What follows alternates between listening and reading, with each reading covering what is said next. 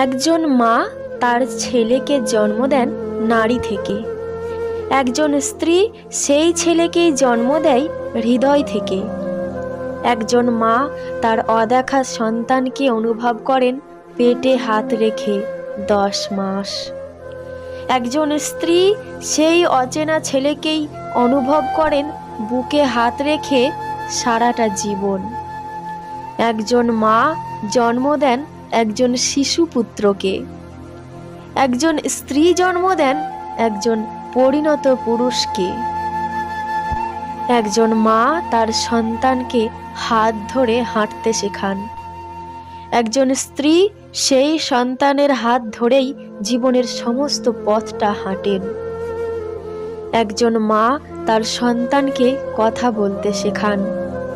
একজন স্ত্রী প্রিয় বন্ধু হয়ে সারা জীবন তার কথা বলার সঙ্গী হয়ে ওঠেন।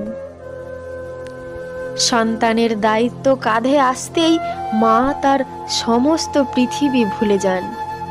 আবার একজন স্ত্রী সেই সন্তানের দায়িত্ব নেবেন বলেই তার সমস্ত পৃথিবীটা ছেড়ে একদিন চলে আসেন। সন্তান না খেতে পারলে পাতের সেই উচ্ছিষ্ট খাবার মা এবং স্ত্রী উভয়ই খান। আবার সন্তান এবং স্বামীর মঙ্গল কামনায় মা এবং স্ত্রী দুজনেই উপবাস করে থাকেন। সন্তানকে বড় করেও সন্তানের থেকে প্রতিটা মাকেই আঘাত পেতে হয়। মায়ের কাছে সন্তানের জীবনের দায়িত্ব নেওয়ার শুরু প্রায় 20 বছর। স্ত্রীর কাছে স্বামীর জীবনের দায়িত্ব নেভানোর শেষ বাকি 60টি বছর। কখনো কখনো সেটি 80 বছরেও যেতে পারে, যদি আয়ু 100 বছর হয়।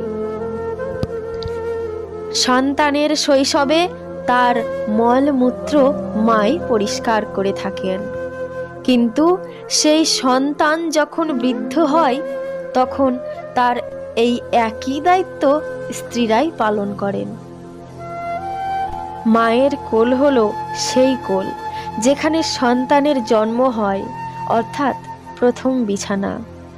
আর স্ত্রীর কোল হলো সেই কোল যেখানে সন্তানের মৃত্যু হয়, অর্থাৎ শেষ বিছানা।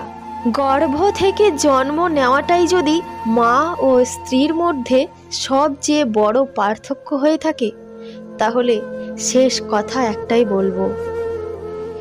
একজন আপনাকে গর্ভে ধারণ করেছেন, অন্যজন আপনার সন্তানকে গর্ভে ধারণ করবেন।